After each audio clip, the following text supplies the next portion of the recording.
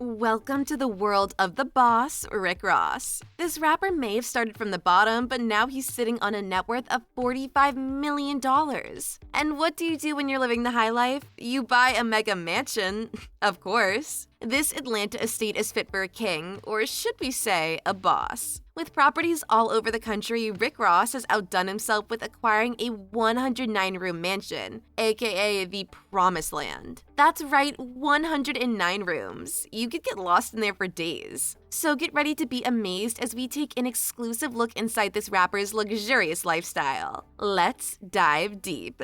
Rick Ross's stunning mansion puts the M in massive. We're talking 54,000 square feet of pure luxury, sitting on 235 acres of land. And when it comes to dining, this place can accommodate more than 100 guests. So if you're ever lucky enough to get an invite to one of Ross's dinner parties, you know you're in for something epic. His mega mansion is considered to be the largest home in all of Georgia. This place is so big it could easily home a small army of his loyal fans. From above, it looks like something out of a sci-fi movie. But don't worry, once you land on the ground, it transforms into a more traditional mansion vibe. Forget those boxy modern homes, this elegant residence screams luxury and class of the highest order.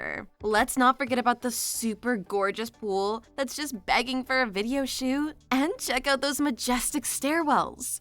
Those columns are made of real white marble, so it's like he's standing in front of a luxurious palace straight out of classical Greece. While we're at it, take a moment to appreciate the railing here. It's so graceful, it could probably host its own red carpet event. This mansion doesn't hold back when it comes to showing off its extravagance, that's for sure. Referencing back to his swimming pool, for example. Let's go ahead and take a dip, but hold on tight to your floaties, because this is no ordinary swimming pool. This aquatic oasis is so big it makes a standard pool look like a kiddie's splash pad. It's got a capacity of 350,000 gallons, enough to make a whale feel right at home. And get this, there's even an indoor pool, because who needs one pool when you can have two? Two's always better than one, right? We don't know how many gallons this one holds, but let's just say Rick Ross isn't messing around when it comes to his swimming options. Owning a mansion like Rick Ross's is like having a license to be extra, and boy does he deliver. This house has all the cool rich guy amenities you could ever want, and then some. Brace yourselves because we're talking 12 bedrooms, 21 bathrooms, a master suite with 2 private bathrooms, a formal dining room, a gourmet kitchen, a bowling alley, a game room, a movie theater, a recording studio, and both an indoor and outdoor pool, as we previously mentioned. The property also has a separate guest house, a horse stable, an indoor basketball court, a large lake with a dock, a boathouse, and a helicopter pad. Yeah, it's the kind of excess that makes you wonder if he's just trying to one-up every other rapper out there. And who says mansions are just for music videos? Rick Ross's mega mansion proved it's got what it takes to be a movie star too. In fact, the house was chosen as the main location for the 2018 remake of Superfly. And it's no wonder why. The grandiose stairs, marble floors, and Greek columns provided the perfect backdrop for the Snow Patrol gang's icy and ominous vibe. But did you know that this house is rumored to be cursed? Yup.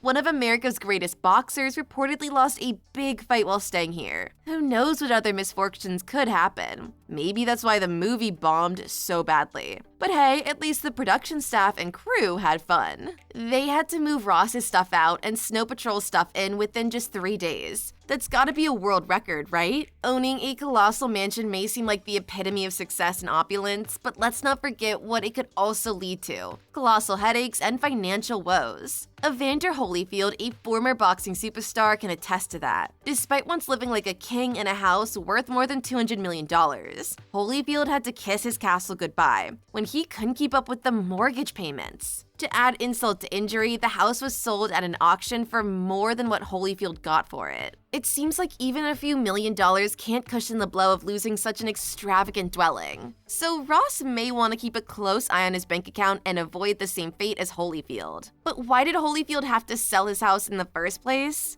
Well, it turns out that even with a knockout bank account, maintaining a massive mansion like Holyfield's can punch a hole right through it. Reports suggest that the annual cost of running this enormous crib was equivalent to the value of the house itself. And let's not forget about the electricity bills that would make your eyes water at $17,000 a month. No wonder Holyfield ended up throwing in the towel and selling his estate. Sadly, he had to wave goodbye to his luxurious lifestyle and settle for a measly $1 million. Ouch. That must have hurt more than taking a punch from Mike Tyson. I guess Holyfield learned the hard way that sometimes less is more, and it's better to have a cozy little cottage than a mansion that'll send you to the poorhouse, by celebrity standards at least. It seems like Ross is playing a game of financial Russian roulette with his purchase of the bankruptcy manor. With a house that size, it's like buying a money pit on steroids. But hey, when you're living the crazy multimillionaire lifestyle, I guess it's all just part of the game, right? We wouldn't want his success to go down for the count like Holyfield's did, or else he might be singing a different tune. Let's hope he has a few financial tricks up his sleeve to keep this mega mansion. Oh wait, he does.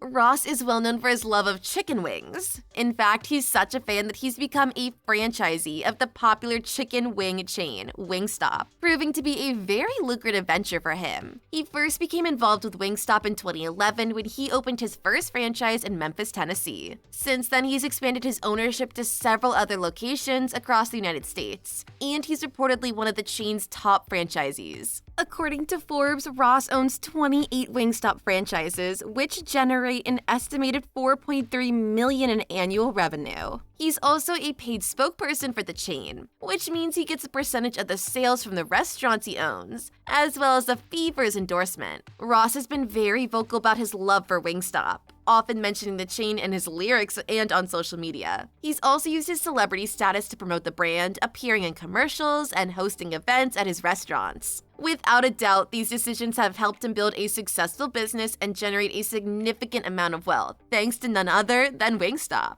And let's not stop there. He's written 2 books, Hurricanes and The Perfect Day to Boss Up, A Hustler's Guide to Building Your Empire, both of which have been quite popular among readers. Hurricanes is Ross's memoir, which was published in 2019. In the book, he reflects on his life growing up in Miami, his rise to fame as a rapper and entrepreneur, and his experiences with the music industry, as well as his personal struggles and brushes with the law. The book was well received by readers and critics alike and became a New York Times bestseller. The Perfect Day to Boss Up is Ross's second book, which was published in 2021. This book is more of a self-help and motivational guide for aspiring entrepreneurs and business people. Ross shares his insights and experiences on how to overcome obstacles, build a successful career, and achieve financial independence. The book also includes contributions from other successful business people and entrepreneurs, providing readers with a range of perspectives and advice. Both of Ross's books showcase his talent for storytelling and his ability to inspire and motivate readers. Through his books, he opens up about his personal journey and the lessons he's learned along the way, providing those with valuable insights and practical advice for achieving success in their own lives. Alright, it's time to spill the tea. We've just taken a peek at Rick Ross's extravagant display of wealth, and we're sure you've got some thoughts on his mansion. Did you love it,